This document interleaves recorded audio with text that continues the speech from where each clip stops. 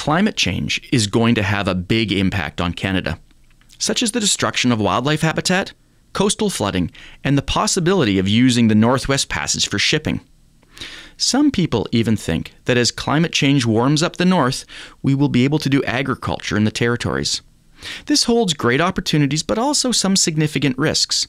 So let's explore some of these risks and opportunities here in this video.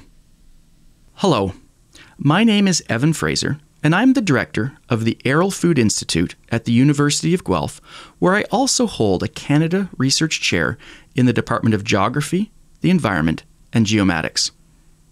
This is part of a video series on the challenge of sustainably feeding the world's growing population. Today I'm joined by my good friend and colleague, Merit Turetsky, who is a Canada Research Chair in Integrated Biology. You know, one of the most interesting and new scientific topics emerging in the last few years is the way that climate change may make it possible to do farming in the far north. With new technologies, such as new varieties of soybeans that mature faster, and climate change that means a longer growing season up north, it seems that there may be new opportunities for farming where farming hasn't been possible in the past. This is a topic that's catching policymakers and industry's imagination. For instance, in the fall of 2017, the government of the Northwest Territories in Canada released a new agricultural policy. One of the things we've done is to work with a group of scientists from Conservation International to understand both how crops grow, but also how the climate may change.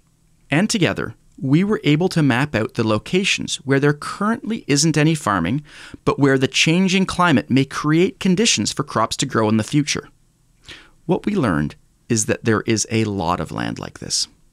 In fact, most of northern Canada and northern Russia. The next step was to start thinking about what this means. First of all, are potential positive effects. Generally, the people who live in remote northern communities have the most expensive food. So perhaps developing farming in these northern agricultural frontiers represents a way of creating new economic opportunities and helping bring down food costs. But let's reflect further on what developing these northern frontiers may actually do to the environment. First, we have to realize that northern soils are both fragile and have a lot of organic matter, which is basically dead plant and animal matter, even the remains of mammoths.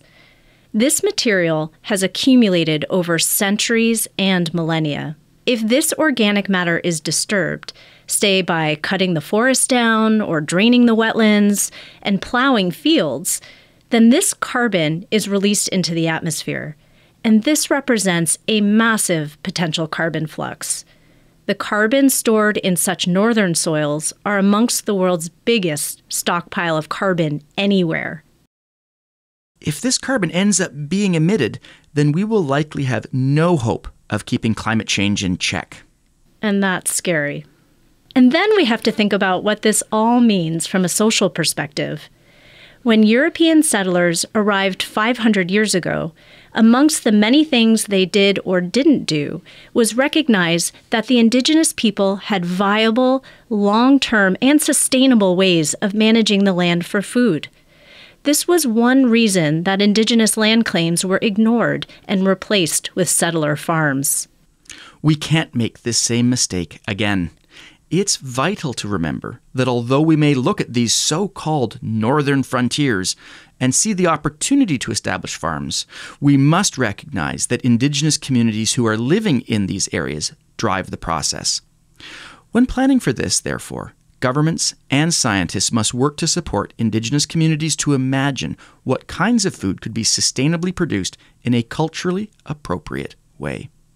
For instance, maybe instead of soy fields, we should be thinking about the extensive production of bison or caribou. So in conclusion, a combination of new technologies and a changing climate is likely going to create new opportunities for farming in the far north. This may create new ways of reducing poverty and improving food security in regions that currently have very expensive food. But any such developments must be driven by the local communities themselves, And it has to be mindful of the environment so that we don't make problems like climate change worse by disturbing all these northern soils. Thanks very much for listening. My name is Evan Fraser, and I work at the University of Guelph. You can check out the other videos in this series at the Arrell Food Institute webpage or on my Feeding 9 Billion YouTube channel.